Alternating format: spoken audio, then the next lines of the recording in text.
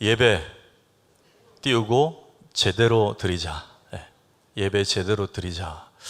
제가 이 민수기 28장 1절부터 보면서 또 조금 난관에 부딪힌 게 바로 지난주 여러분 금요일 기억나십니까? 지난주 오셨던 분들 여기 다 계시죠? 지난주 오셔서 호두과자 드셨던 분들 손 들어보시죠. 지난주에 무슨 내용이었죠? 하나님이 모세는 여기까지 하고 여호수아에게 넘겨라. 여호수아에게 안수하고 모든 일을 여호수아에게 위임하는 그런 장면이 있었습니다. 그럼 여러분 쉽게 말해서 담임 목사가 교체된 거예요. 그렇죠? 그러면 담임 목사 교체됐으면 첫 설교가 뭐여야 됩니까? 우리 교회가 나아갈 방향, 가나안을 어떻게 정복할 것인가, 어떤 길로 갈 것인가, 누가 리더들이 될 것인가, 뭐 이거 아니겠습니까? 그런데 28장 딱 들어가자마자 하나님께서 여호수아하고 뭐가 언급이 없으시고 다시 예배 이야기를 하고 계세요. 근데 여러분 이게 하나님 처음이 아닙니다. 그 앞에도 한 2번 정도 맥락 없이 바로 하나님 개입하셔서 다시 예배, 제사 말씀하셨어요. 여러분 하나님 의중이 읽어지십니까? 하나님께 제일 중요한 것은 전략이 아니고 목회 철학이 아니고 비전이 아니고 예배라는 거예요. 그걸 잊을 만한 쯤 되면 여호수아 새로 이제 리더가 됐으면 우리 여호수아는 어떤 분일까? 여호수아는 모세와 어떻게 다를까? 사람들이 막 기대하고 막 설왕설래가 오가는 중에 하나님은 모든 기대를 딱 허물어 버리시고 시끄럽다. 다시 예배 이렇게 드려야 돼. 왜? 가나안은 여호수아가 이끌고 가는 게 아니고 하나님이 이끌고 가기 때문에 그렇습니다. 찬송가 중에 조금 이거는 학자들이 좀 애매하게 한 것이, 여러분 그 찬송 아십니까? 여호수아 본바다 앞으로 가세 우리 거할 처소는 주님 품일세. 그 앞에도 좀 그리스도 본바다 이렇게 했으면 좋겠는데 여호수아 본바다. 여호수아가 이끌고 가는, 여호수아가 바라보게 하는 하나님을 바라보자는 뜻인데 조금 이제 찬송 가사가 조금 오해의 소지가 있습니다. 예배에 대해서 말씀하고 있는데 오늘 이 제사 또 제사를 드리는 방법에 대해서 몇 가지 용어들이 나오거든요. 그래서 제가 예배, 구약시대 예배에 대해서 잠깐 용어 정리를 하고 본문에 들어가겠는데, 여러분 구약시대의 제사법은 총 5가지가 있었습니다. 번제, 소제, 화목제, 속건제, 속죄제입니다. 이거 다 들어보셨을 거예요. 번제는 말 그대로 태워서 드리는 거예요. 태워서 드리는 거예요. 소제는 곡식을 드리는 제사입니다. 화목제는 하나님과 사람, 또 사람과 사람 사이에 화평케 하는 제사, 그게 취지고 목적입니다. 속건제와 속죄제는 뭐가 다르냐? 쉽게 말하면 속건제는 부지 중에 혹은 부득불 사람에게 죄를 지었습니다. 그럼 하나님께도 용서를 구하고 사람에게도 보상을 해야 되는 거예요. 그게 속건제예요. 속죄제는 뭐냐? 하나님과 나와의 관계에서 내가 부지 중에 지은 죄에 대해서 집중해서 회개하는 것이 속죄제입니다. 좋게 5가지예요. 그런데 성경을 읽다 보면 오늘도 이 용어가 나오는데, 번제, 소제, 화목제, 속건제, 속죄제가 분명히 5가지 제사 원리라고 했는데 저 제사를 번제를 드리려고 하면서 또 비슷한 용어가 나오는데 주로 이제 3가지가 나오죠. 거제, 전제, 요제. 거제로 드리며 전제로 드리며 요제로 드려라, 이런 말이 나옵니다. 이것은 제사의 5대 원리가 아니고 그 제사 속에서 제사를 어떻게 시행하는 형태를 말합니다. 자, 한번 볼까요? 거제로 드려라 그러면 heave offering에서 제물을 위로 들어 올리는 형태를 말합니다. 이렇게 모션을 취하라는 거예요. 주여 이런 식으로 했겠죠. 신비하게 뭔가 들어 올려서 드리는 형태고, 전제는 뭐냐? 드링크 오퍼링. 드링크가 뭐죠? 음료죠. 포도주나 기름을 부어 드리는 형태의 제사 형태. 여러분 디모데후서에 보면 바울이 죽음을 얼마 안 놔두고 이런 표현, 내가 전제와 같이 부음을 받아, 이런 표현하잖아요. 붓는 제사를 말하는 거예요. 요제는요, 웨이브가 뭡니까? 이번에 종교인 수련회 장기자랑 갔더니 전 충격을 받았습니다. 저분들이 교회 안 다녔으면 어떻게 했을까 싶을 정도로 흔들어 제끼는 분들이 계셨잖아요. 그게 웨이브입니다. 막 재물을 자꾸 좌우 또는 앞뒤로 흔들면서 드리는 형태예요. 예.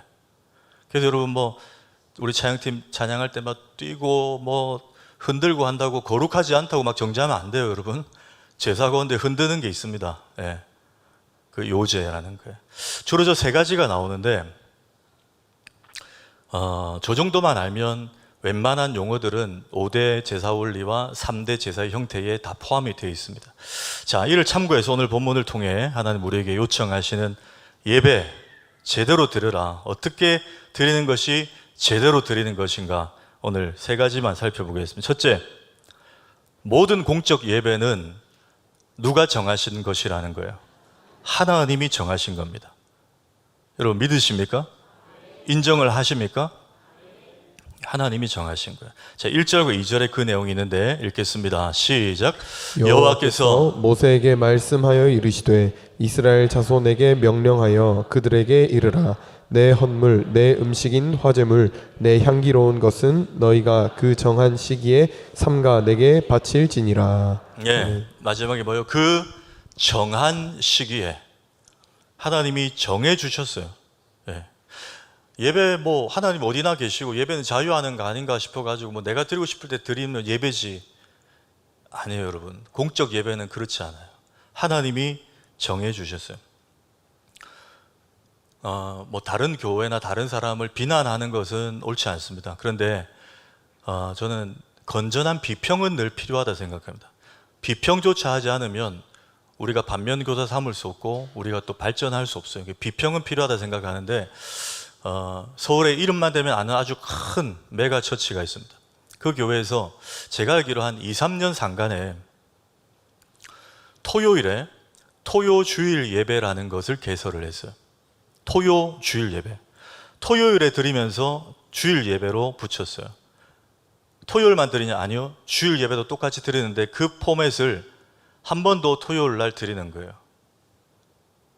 왜 그렇게 할까요? 의도는 괜찮았습니다. 경찰, 소방관, 또 간호사들 중에 3교대 하는 분들, 특수 직종에 있는 분들은 주일 예배에 불가피하게 참석하지 못하는 경우들이 있어요. 그렇죠?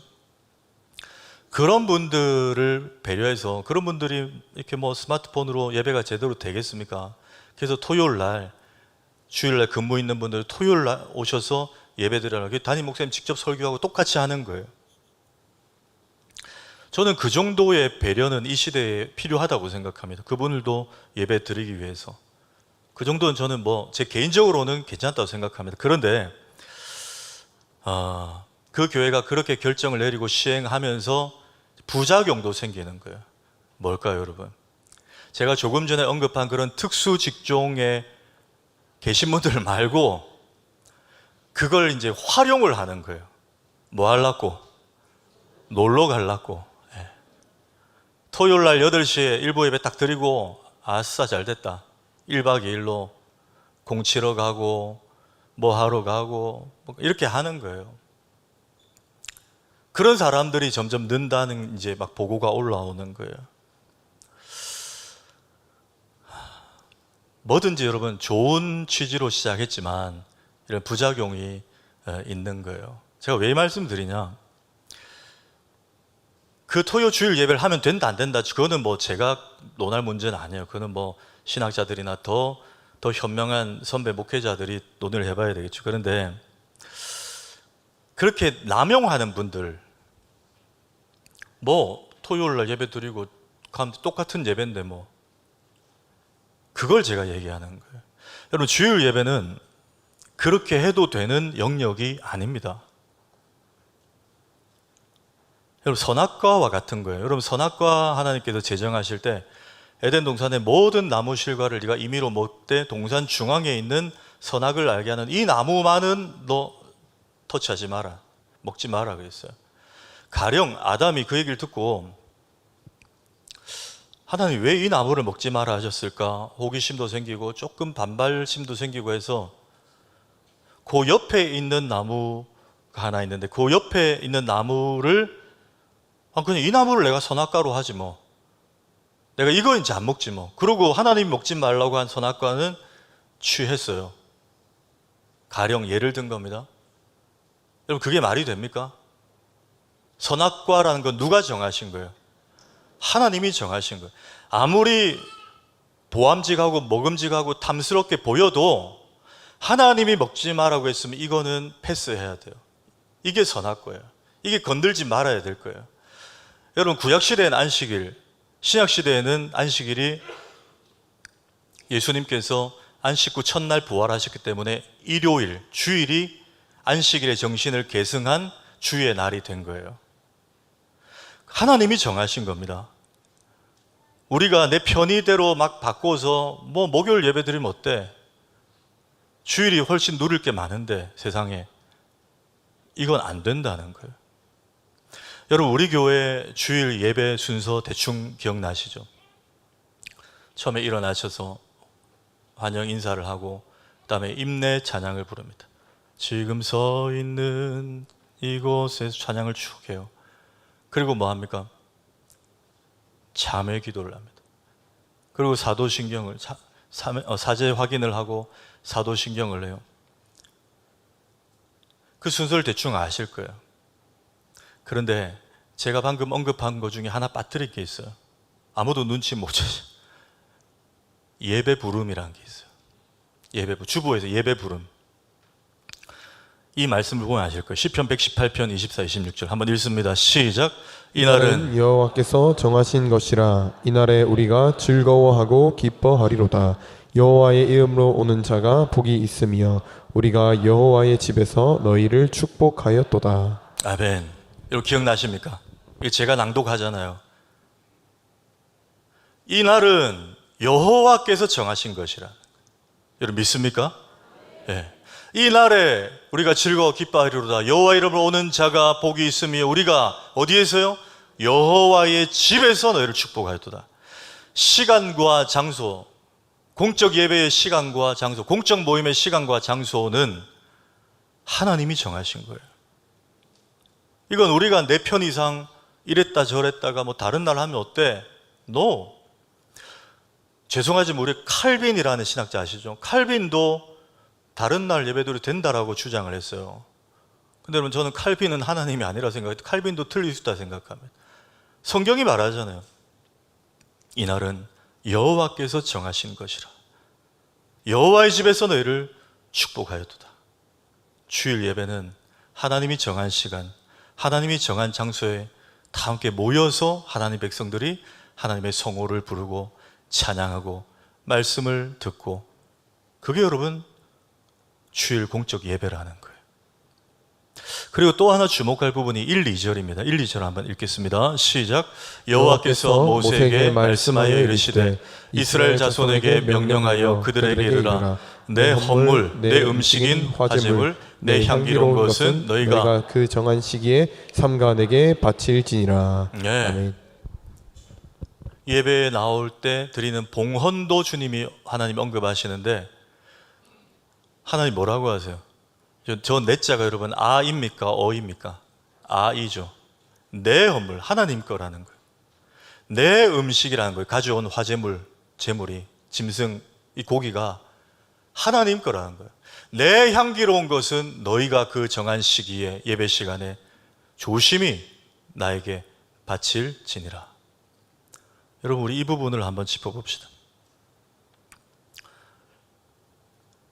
적지 않은 경우 내 것의 얼마를 내가 구별해서 하나님께 드린다고 생각합니다, 우리는. 근데 여러분 그 생각이 처참히 깨져야 돼요. 내 거 아닙니다, 여러분. 모든 것이 하나님 거예요. 하나님이 우리 쓰라고 주신 것 중에 내가 감사해서 그 얼마를 하나님께 드리는 거예요. 여러분 2024년 12월 31일 송구 영신 예배 설교 제목 기억나시는 분 있으십니까? 있으시면 제가 하와이 보내드렸습니다. 아니요, 북옥 하와이. 예. 제가 읽어드릴게요. 모든 것은 저작권이 있다. 이러면 어느 정도 기억나시는 끄떡끄떡 하셔야 되는데 아예 기억이 안 나시네요. 올해 한번 더 해야 되겠습니다. 송구영신 예배 때. 모든 것엔 저작권이 있다. 이게 제목이었어요. 말씀 제목이었어요. 모든 것이 우리가 한 해 동안 누렸던 것, 또 2025년 누릴 것 모든 게 하나님께로부터 왔다는 거예요. 우리가 수고하고 땀 흘린 거 맞지만 하나님이 허락하셔서 우리에게 온 거예요. 개인적으로 가게 하시는 분들 하나님이 손님 보내주셔야 되는 거예요. 모든 저작권이 하나님께 있습니다. 그런데 우리가 조금 죄송합니다. 수익이 생기고 조금 돈을 벌고 아니면 좀 모자라고 이럴 때 보면 이걸 자꾸 잊어요.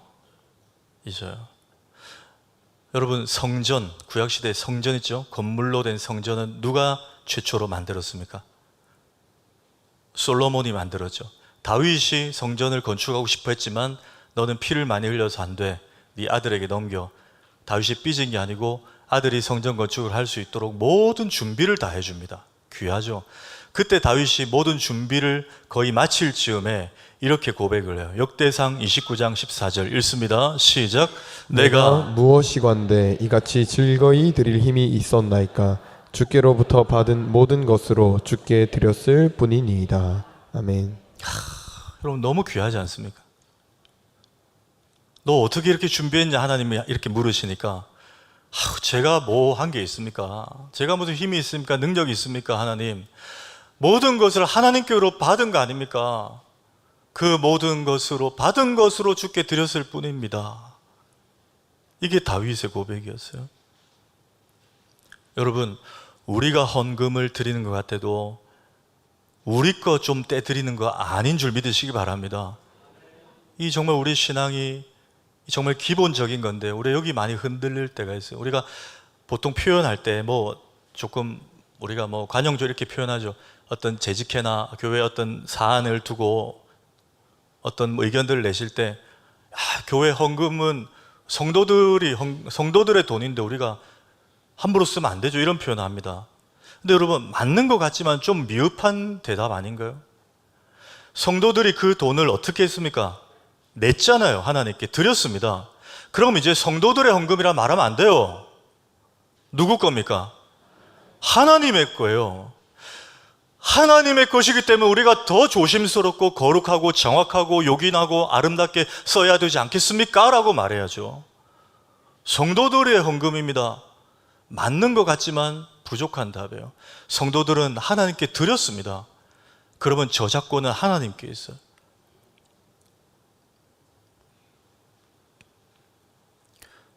교회 헌법에 보면 이런 표현이 있는데 여러분 참고하십시오. 교인은 교회의 재산에 대하여 지분권을 주장할 수 없다, 이렇게 되어 있어요. 제가 왜 말씀드리냐면 한 번씩 컨디션 좋을 때 막 열심히 할 때 교회에 헌물해 놓고 교회 떠날 때 갖고 가는 분들이 있어요. 저 서울에 있대요. 진짜로 있어요. 어떤 분은 개척교회인데 자기가 이제 중견 사업가예요. 교회 음향이, 개척교회 상가에 음향이 제대로 있겠습니까? 그래서 음향 일체 한 3, 4천만 원 해가지고 탁 했는데, 그 목사님이 이제 자기를 좀 인정해주고 자기 말 좀 들어줄 거 알았는데, 그 목사님이 이제 뭐 들을 건 듣지만은 목회 영역에 있어서 다 그분 말을 들을 수 없잖아요. 참고만 하지. 꽤 몇 번을 선을 그었더니 이분이 삐진 거예요. 그 다음 주에 목사님 예배인도 하러 딱 오니까 마이크가 없어요. 실제 여러분, 유기성 목사님 책에 기록되어 있는 얘기예요. 모니터 스피커하고 믹스하고 다 떼갔대요. 커피 믹스 말고요, 음향 믹스 2,500만 원짜리 다 떼가버려요. 자기 거라는 거예요. 여러분, 그게 헌물입니까? 대여지 렌탈이죠. 하나님이 두렵지 않은 거예요. 그런 분들 보면. 제가 부목사 때 박상호 목사님 담임이실 때, 목사님 은퇴 전에 몸이 안 좋으셨잖아요. 수술하시고 지금도 많이 회복되셨지만 그래도 아직까지 좀 힘드신 상황인데, 그때 어떤 분이 우리 교회 등록을 하셨는데, 이분이 이제 초신자는 아니고 아마 다른 교회에서 오신 분이에요. 교회를 대해서 좀 아시는 분이에요. 그때는 금요일에 없어요. 수요일날 우리 기도하고 찬양하고 있죠. 늘 주일도 오시고 수요일도 오시고 새벽기도도 한번 오시고 정말 열정적인 분이셨어요. 한 4개월 정도 출석을 하셨어요. 근데 그때는 제가 이제 선임 부목사였기 때문에 1층에서 우리 진영지 간사가 인터폰이 왔어요. 목사님 좀 내려와 주세요. 왜? 그때 평일인데 그분이 찾아와가지고 막 따진다는 거예요. 그래서 이제 우리 전도사님하고 갔더니 교회를 자기가 이제 떠날 건데, 이 교회를 떠날 건데 자기가 그동안 4개월 동안 낸 헌금을 다 돌려달라는 거예요. 그래서 얼마 정도 됩니까? 그랬더니 3천만 원 정도 하셨대요. 근데 이름도 없어. 이름 적어서 한 게 아닌 것 같아요. 그러니까 재정부에 확인도 안 돼요. 근데 확인이 된다 해도 여러분 돌려줄 수 있습니까? 없습니까? 담임 목사님도 그럴 권한이 없고 재정국장 장로님도 권한이 없고 당회도 그럴 권한이 없어요, 여러분. 왜? 헌금은 교회에다 낸 게 아니고 하나님께 한 거예요. 맞습니까, 여러분? 하나님이 만약에 우리 박사원 목사님을 긍휼히 여기셔서 3일 만에 박 목사 그냥 주라 이렇게 하시면 몰라요. 말이 안 통하는 거예요. 담임 목사 나오래요. 밑에 소리 지르고 난리가 났어요. 목사님 내려오셔서 말해도 안 돼요. 그렇게 한 시간 반 막 그렇게 소란을 피우다가 목사님 모셔서 올라가고 뭐 하여튼 어떻게 하다가 그분은 가시게 됐는데 알고 봤더니 요 주변 교회를 다 다니셨어요. 주변 교회에서도 한 두세 차례 그렇게 하셨대요. 저쪽에 D교회, H교회. 상습적인 거예요. 근데 왜 그렇게 했냐? 왜 그렇게 하냐? 왜 교회를 떠나 하시냐? 그랬더니 여러분 시선이라는 찬양 아세요? 시선 내게로부터. 왜 그런 찬양을 부르냐는 거예요. 그 비건전한 찬양인데. 미치겠어요 정말. 3D. 박사원 목사님이 시선 찬양을 좋아하셨어요. 그래서 저보고 수요 예배 때 자주 부르라고 하셔서 그때 한창 시선 많이 부를 때인데 그 비건전한 찬양이라는 거예요. 성경적이지 않은 찬양. 왜 그런 고신교단에서 그런 찬양을 부르냐? 이 교회 이상하다. 그래 떠난 3천만 원 돌려달라는 거예요. 여러분 3천 원이라도 드릴 수가 없어요. 그냥 뭐 사비로 드릴 수 있어도 헌금이라면 돌려드릴 수가 없어요. 왜? 하나님께 드렸기 때문이에요. 이 원칙은 무너지면 안 되는 거예요. 여러분 모든 것이 하나님께로부터 왔습니다.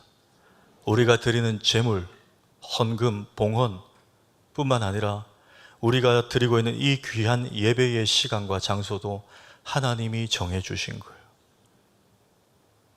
그래서 우리가 임의로 내 편의대로 막 할 수 없는 거예요. 두 번째, 모든 공적 예배는 최선을 다해 준비되어야 한다는 거예요. 최선. 제가 이 표현을 어떻게 하려다가 그냥 최선이라는 표현밖에 못했는데 내용을 안 보시면 최선보다 더 좀 좋은 표현이 필요한데요. 자, 3절 보십시오. 읽습니다. 시작. 또 그들에게 이르라 너희가 여호와께 드릴 화제는 1년 되고 흠 없는 수장을 매일 2마리씩 상번제로 드리되.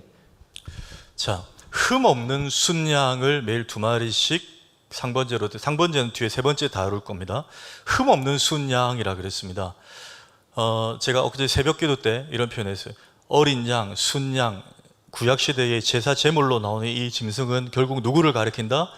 예수 그리스도의 십자가 사역을 예표하는 그림자다 했어요. 그게 첫 번째, 좀 어려운 표현을 해서 죄송합니다. 구속사적 관점으로 성경을 보는 거예요. 예. 이게 제일 중요해요. 순양은 예수 그리스도입니다. 세례 요한이 마태복음에서 예수님 딱 만나고 보라 세상 죄를 지우고 가는 하나님의 어린 양이로다 그랬잖아요. 그게 이제 성취된 거예요. 신약시대에. 그런데 저 당시 이스라엘 백성들은 이 순양을 보면서 예수님을 몰라요. 왜? 예수님 오시지 않았을 때니까 막연한 거예요. 그림자만 보는 거예요. 메시아가 올 것이다만 생각하는 거예요. 그러니까 저들이 해야 될 건 뭐죠? 제사제물 중에 순놈 양을 막 고르는데 그 중에 하나님이 조건을 줬는데 뭐라고요? 흠이 없어야 됩니다.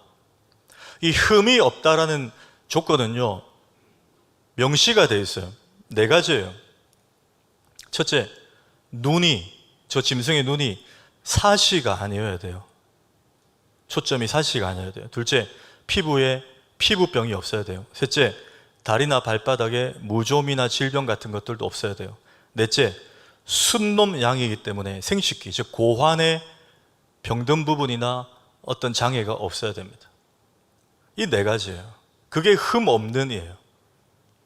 그럼 여러분, 이 시대의 사람들이 저 제사를 드리기 위해서 그냥 순양이 아니고 이 네 가지 조건을 찾기 위해서는 그 많은 순양 중에 하루에 2마리씩 잡아야 되니까 어떻게 해야 되죠? 면밀히 살펴야 돼요. 눈을 보고, 눈이 괜찮은가 보고, 그렇죠? 생식기도 살피고, 피부도 막 뒤집어가지고 보고, 털 사이에 뭔가 질환이 없는지 보고, 발바닥도 봐야 돼요. 그게 흠 없는 상태의 제물이라는 거예요. 이 말은 뭡니까? 예배 그냥 드리면 안 된다는 거예요. 철저하게 준비해야 돼요. 철저하게. 왜? 부처님께, 알라신께 드린 예배가 아니고 살아계신 하나님께 드리기 때문에 그래요. 흠 없는 이에요, 이게. 한 7, 8년 전이었어요. 월요일 날, 이제 쉬는 날, 아내하고 저희 애 둘이 하고 7, 8년 전에 이제 어디 뭐 시내 볼일 보러 나갔다가 그 중국집이, 맛집이 있다 그래가지고 갔어요. 시켰어요. A코스 75,000원짜리 못 시키고 짜장면 4개 시켰어요. 단무지 많이 달라 그러고 짜장면 4개를 시켜서 먹었어요. 먹는데요, 거의 한 3분의 1쯤 먹는데 제 짜장면에서 여러분 정말 소리가요, 이런 소리가 나요. 제 입에서. 그 순간 뭐 혹시 이훈 장로님이나 정태영 집사님 계시죠? 제 여기 느낌이 여러분 치과에서 마취 없이 신경치료하는 느낌, 깨진 여기 이제 완전히 그냥 사람이 전기 감전된 듯한 확 머리가 서는 거예요. 소리도 팍 나고. 좀 뭐 돌인가 했어요. 뱉어 보니까 조개 껍질 묶어. 조개 껍질. 근데 제가 삼선 짜장을 시키지 않았어요. 해물 짜장이 아니라고요. 그냥 짜장면이에요. 조개 껍질이 들어갈 리가, 조개가 있는 메뉴가 아니어서 조개 껍질이 들어있는 거예요. 그래서 콜해서 이제 직원 불러가지고 이 많고 저 많고 싸 많고 설명을 하고, 좀 화도 나잖아요. 막 좀 이렇게 얘기를 했어요. 그랬더니 죄송하다고 군만두를 갖다 줬어요. 그래서 그냥 넘어갔어요. 넘어갔는데 문제는 뭐냐면, 저희 이제 그러고 나서 집사람하고 그때 당시 이런 얘기를 했어요. 그때 이제 저희 오니들이, 하오니, 예오니가 어린이집, 부민 어린이집 다닐 때예요. 학교 들어가기 전이에요. 코로나 한참 전이니까. 제가 딱 이렇게 얘기했어요. 이게 내 짜장면에 나와서 다행이지, 애들 저기 나왔으면 쟤들 오늘 어떻게 됐겠냐는. 그 아직 어린이집 다니는 애들 치안데 좀 멋있지 않습니까? 아니, 여담이고 그런 얘기를 했어요, 여러분. 근데 여러분, 맛집이에요. 맛집인데 그런 일이 났어요. 뭐죠? 재료 손질을 제대로 안 한 거예요. 뭐 그날만 이겠죠. 뭐 자주 그런 거 아니에요. 그날만 이겠죠. 제가 걸린 거예요. 여러분, 흠 없는 순양을 골라서 하나님께 드리기 위해서 이들의 엄청난 예배 준비가 필요했어요. 근데 우리 구약시대처럼 예배 준비할 시대는 아니에요. 예수 그리스도의 하나님의 어린 양 되심으로 그 단번의 제사 때문에 우리는 짐승 제사를 드리지 않아요. 얼마나 감사한지요. 우린 그냥 나오면 돼요. 예수님 때문에. 예수님 때문에 막힌 지성소가 열렸어요. 그냥 나오면 돼요. 얼마나 감사한지 몰라요. 그런데 여러분, 그냥 나와도 된다고 우리가 마음의 준비까지 하지 않고 나오면 안 된다는 거예요. 여러분, 예배를 얼마나 준비하고 계십니까? 맡은 분들, 찬양대, 찬양팀, 뭐 두말할 거 없고요. 목회자들, 설교자들, 사역자들 목숨 걸고 설교 준비해야 되고요. 뭐 봉사하는 분들 다 마찬가지예요. 안내, 뭐 교사. 그러면 안 계시겠지만 한 번도 공과 공부 교재 보지 않고 토요일 밤에 한번 대충 읽어보고 그 다음날 애들 만나서 아브라함이 이삭이 토스트집을 했는데 얼마 전에 문 닫았고 막 이렇게 되는 거예요. 그러면 애들이 모를 것 같아요. 다 압니다. 준비하셨는지. 선생님 요즘에 연애하나? 다 느껴요. 제가 설교 준비 안 되고 서면 성도님들 느끼잖아요. 똑같은 거예요. 얼마나 우리가 예배에 준비해야 되는지 성도님들 모르실 건데 주일 아침 8시 50분 9시 되면 우리 방송 간사님하고 저하고 교육자들이 늘 여기 내려와서 똑같은 마이크인데도 늘 고정 세팅이 돼 있는데도 또 체크를 해요. 음향, LED 화면, 자막도 직접 제가 가가지고 설교 자막 틀린 거 없는데 다 보고. 왜? 그렇게 해도 놓칠 때가 있거든요. 근데 그만큼 준비를 하면 혹 실수가 나오고 기계가 오작동돼도 우리가 마음에 죄책감이 들죠. 왜? 최선을 다해 준비했기 때문에. 뭐 기계라는 건 믿을 수 없잖아요. 정전이 될 수 있고 한 번에 화면이 꺼질 수 있죠. 그렇기 때문에 최선을 다해 준비하는 거예요. 왜? 그렇지 않겠어요, 여러분? 우리 성도님들은 한 주간 정말 삶의 현장에서 요즘 얼마나 더운데 그렇게 짐 빠져서 일하고 주일 예배 1시간 은혜 받으려고 오셨는데 교육자들이, 교회 직원들이 예배 준비를 대충 해가지고 예배가 그냥 슬렁슬렁 뭐 틀리고 뭐 이렇게 됐다 해보십시오. 그건 도리가 아니죠, 여러분. 하나님 앞에서. 다른 건 몰라도 예배 준비에 제대로 안 됐다. 이거면 혼나야 돼요. 처참하게. 개인도 마찬가지예요. 여러분 기억나십니까? 저는 기억나요. 저희 할아버지 할머니 때는 헌금을요 미리 은행 가서 다 새 돈으로 바꿔가지고 똑같은 10,000원인데도 그때 50,000원권 없어서 10,000원인데도 다 새 돈으로 바꿔가지고 봉투에 넣어서 헌금을 하셨어요. 대부분의 믿음의 선배들이 그렇게 하셨어요. 지금도 아마 그 세대가 계실 거예요, 우리 교회에. 만약에 은행 못 갔다 그러면 저는 다리는 분도 봤어요. 우리 교회 권사님 지폐를 다려요. 그러고 하나님께 드릴 거니까 그렇게 드려요. 주일학교 교사 여러분, 교육자들 계시다면 이거 지도하셔야 돼요. 이렇게 헌금하면 안 돼요, 애들이. 목사님 형식 아닌가요? 여러분 형식은 내용을 담는 그릇입니다. 굉장히 중요해요. 미리 준비하도록 해야 돼요. 늦으면 안 돼요, 예배에. 여기는 계시지 않지만 좀 자주 늦는 분들이 있어요. 근데 더 충격적인 게 뭔지 아세요? 늦는데 아이스 아메리카노 들고 들어와요. 늦어도 그거 사서 온 거예요. 저도 다음 주부터 아이스 아메리카노 들고 올라가 볼까요? 안 되잖아요, 여러분. 적어도 여러분 예배 10분, 5분 전에 오셔서 주님을 만날 준비를 해야 돼요. 정말 깊은 은혜가 나한테 임하도록. 아니면 여러분 진짜 앉았다 갑니다. 오늘 뭐 설교 괜찮네 이러고 가는 거예요. 오늘 성가대 잘하네. 그게 무슨 예배입니까? 주님을 만나지 못했는데요. 여러분 예배 준비 잘 하십시오. 예배에 깊은 곳으로 들어가는 것은 예배 준비를 어떻게 하냐에 달려있어요. 자, 5절과 6절 한번 보십시오. 한번 읽습니다. 시작. 또 고운 가루 10분의 1 에바에 빻아낸 기름 4분의 1 흰을 섞어서 소재로 드릴 것이니 이는 신의 산에서 정한 상번제로서 여호와께 드리는 향기로운 화제며. 예, 여러분 저기 보시면 두 단위가 나와요. 부피 단위인데 에바는 뭐냐면 곡식의 부피 단위예요. 약 22리터 정도가 1에바예요. 1에바. 그 밑에 4분의 1 흰이에요. 저 오타가 아니고 흰 맞아요. 전 액체의 부피 단위 3.7리터 정도예요. 대충 리터니까 감이 오시죠? 자, 하나님께서 정확한 수치와 단위를 지정해 주셨어요. 뭡니까? 예배 준비 똑바로 하라는 거예요. 더하지도 말고 덜하지도 말고 딱 조대로 바치라는 거예요.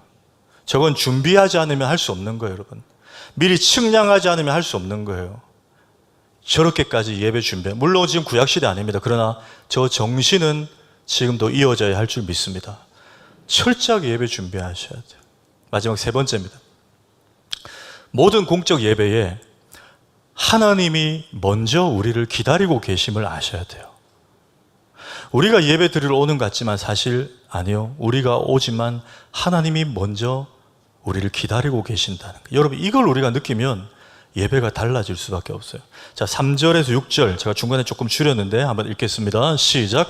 또 그들에게 이르라. 너희가 여호와께 드릴 화제는 1년 되고 흠없는 순양을 매일 2마리씩 상번제로 드리되 또 고운 가루 10분의 1 에바에 빻아낸 기름 4분의 1 흰을 섞어서 소제로 드릴 것이니 이는 시내산에서 정한 상번제로서 여호와께 드리는 향기로운 화제며. 예, 두 단어가 반복됩니다. 상번제, 상번제예요. 예. 상번제 뭐죠? 항상, 늘, 매일, 늘 번제를 드리라는 거예요. 여러분, 여기에 담긴 하나님 아버지의 의도와 마음이 뭘까요? 어떻게 매일 저렇게 하루에 2번씩 어떻게 예배를 드려? 너무 부담 아니야? 여러분, 제가 만약에 지금 이 시대에 여러분 이제 코로나 끝나고 우리 더 열심히 해야 되겠습니다. 당회 우리 장로님들과 마음을 모아가지고 우리 저녁 예배를 해보갑시다. 주일 저녁 예배 옛날에 드렸잖아요. 지금도 드리는 교회도 있어요. 낮 예배 드렸으니까 성경대로 저녁에도 드립시다. 저게 상번제입니다. 이러면 여러분, 물론 순종하는 분들도 계시겠죠. 부민교회니까. 그런데 안 오거나 아니면 안 오면서 한마디씩 하는 분들도 계실 거예요. 요즘 이 시대에 뭔 저녁 예배예요. 왜? 부담이 되는 거거든요. 이해합니다. 내일 출근해야 되는데 저녁은 좀 쉬어야죠. 이해돼요. 여러분, 하나님이 우리에게 부담을 주려고 상번제를 강조하셨을까요? 아니에요. 저기 담긴 하나님의 깊은 마음을 여러분, 우리를 사랑하시는 하나님이라고 생각해서 한번 바라보십시오. 뭘까요? 하나님이 우리를 그만큼 자주 만나고 싶어 하신다는 거예요. 하나님이 원하시는 것은 우리의 헌신과 우리의 돈이 아니에요. 우리와의 교제. 늘 눈만 뜨면 보고 싶고, 우리 인간의 표현대로 늘 만나고 싶고, 늘 함께하고 싶고, 함께 우리의 찬양을 듣고 싶고, 하나님의 말씀을 들려주고 싶고, 그래서 저 예배의 의무를 저렇게 빈번하게 우리에게 주시는 거예요. 여러분, 예배는 부담이 아니라 특권인 줄 믿으시기 바랍니다. 정말 하나님이 우리를 만나고 싶어하는, 그게 상번제예요. 의무로 주신 게 아니에요. 여러분, 사랑하는 사람끼리 무슨 의무가 있습니까? 하나님 우리를 사랑하시는데 의무가 아니에요. 정말 우리와 조금 더 함께 하시고 싶으신 거예요. 여러분, 노쇼라는 용어를 아세요? 노쇼 용어.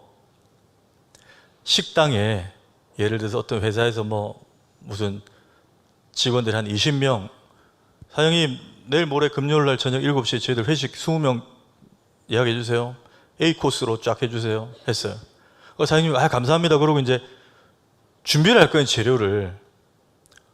근데 그날 딱 1시간 전에 7시에 전화가 와서 사장님 오늘 회식 취소해서 저희 못 가겠습니다. 죄송합니다. 뚝 끊어요. 근데 그나마 그 사람은 알려주니까 감사한 사람이에요. 노쇼는 전화도 없이 안 오는 거예요. 아예 펑크 내는 거예요. 예약을. 그게 노쇼예요. 저는 잊을 수 없는 날이 하나 있는데 적어놨어요. 2019년 7월 26일. 여러분, 이 날이 무슨 날인지 아십니까? 2019년 7월 26일. 이날 우리나라 축구 K리그 올스타 대한축구협회에서, 혹시 알아요? 예, 역시 축구 잘하는 우리 김 간사님 아네요. 당시에 유벤투스라는 팀에서 뛰고 있는 호날두 선수 아시죠? 호날두 선수 뛰고 있는 그 유벤투스를 초청해서 친선 경기를 하는 날이었어요. 근데 그날 6만 명 차는 경기장에 10만 명 가까이 왔어요.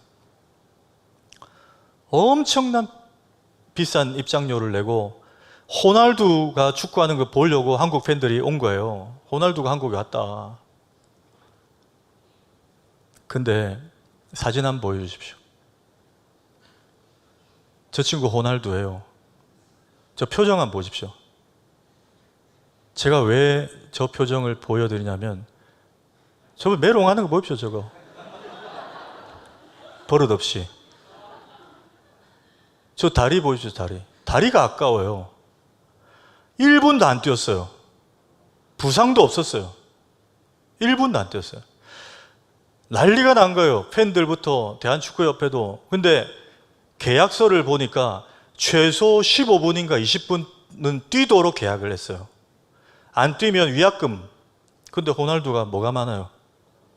돈이 많아요. 위약금 내가 물게. 나 오늘 뛰기 싫어. 근데 일본에서는 뛰었어요. 중국에서는 뛰었어요. 우리나라에서 안 뛴 거예요. 저 때부터 호날두 별명이 날강두로 바뀌었어요. 진짜 날강두로. 남자들은 막 정말 호날두 이제 팬에서 멀어졌어요. 역시 메시야. 안 그래도 메시가 더 인기 있는데 메시 쪽으로 다 간 거예요. 여러분, 저게 노쇼예요. 저게 노쇼예요. 사람들의 기대와 설렘이 있고 기다리고 있는데 완전히 그냥 펑크를 내게 노쇼라고요. 여러분, 우리가 하나님 앞에 노쇼를 날릴 때가 있지 않던가요? 우리 얼마나 예배에 쉽게 펑크 냅니까?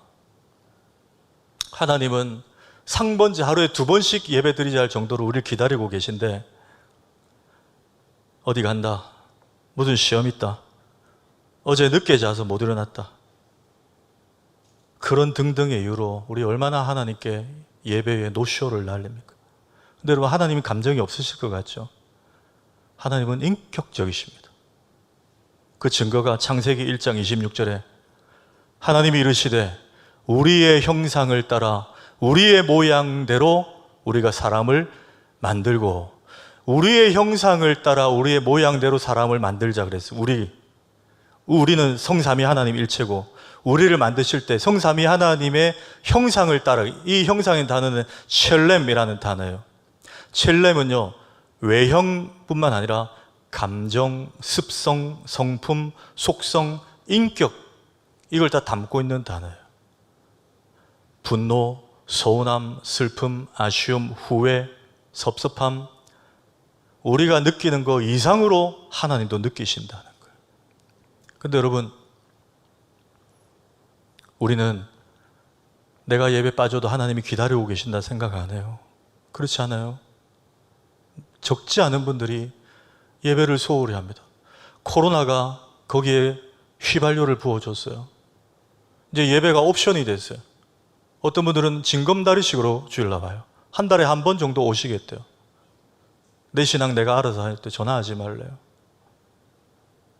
코로나 이전에 안 그랬거든요. 예배를 우리가 이렇게 취급하고 있어요. 하나님이 여러분 우리 예배를 기다리고 계십니다. 이걸 생각하면 우리 어떻게 예배를 그렇게 드릴 수 있냐고요. 마지막 누가복음 15장의 탕자의 비유를 보십시오.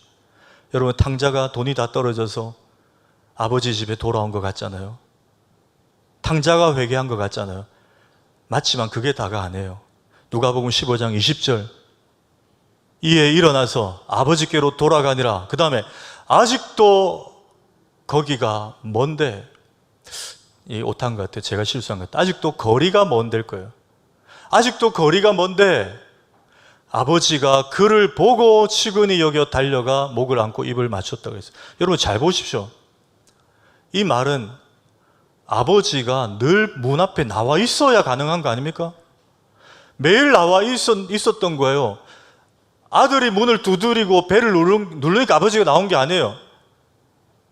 아들이 아버지 집으로 돌아가는데 아직도 거리가 먼데 아버지가 그를 봤다 그랬어요. 이 말은 아버지가 오늘은 오겠지, 내일은 오겠지, 문 앞에 나와 기다리고 있었다는 거예요. 여러분, 하나님이 우리의 예배를 기다리고 계십니다. 그 하나님의 마음이 느껴지면 우리가 어떻게 예배를 이렇게 쉽게 생각할 수 있을까요? 조금만 예배 강조하고 지가 가지 마라 그러면 뭐 보수적이라 그런 얘기하고 교회 옮긴다 해서 옮기지도 않을 거면서. 여러분 그러지 마세요. 저는 거짓말하면 안 되잖아요. 여러분, 하나님도 괜찮답니다. 제가 이럴까요, 그러면? 천천히 오십시오. 차도 막히는데. 설교 전만 들어오세요. 바쁘시면 축도 전에 나가도 됩니다. 제가 이렇게 가르칠까요? 그럼 저는 싹군이에요. 여러분, 이제 불편해도 하나님 마음을 전해야 되잖아요. 하나님이 먼저 나와서 기다리고 있습니다. 내 자녀가 언제 오는지. 상번제, 너 바쁘지만 하루에 2번 나 만나자. 아침 저녁으로. 나 좀 만나자. 보고 싶다. 이게 여러분 예배에 담긴 하나님 아버지의 마음인 줄 믿습니다. 여러분, 남은 생에 정말 예배에 더 최선을 다해 우리 신앙의 예배를 통해서 날마다 살아나는 은혜 누리시기를 주의 이름으로 축복합니다.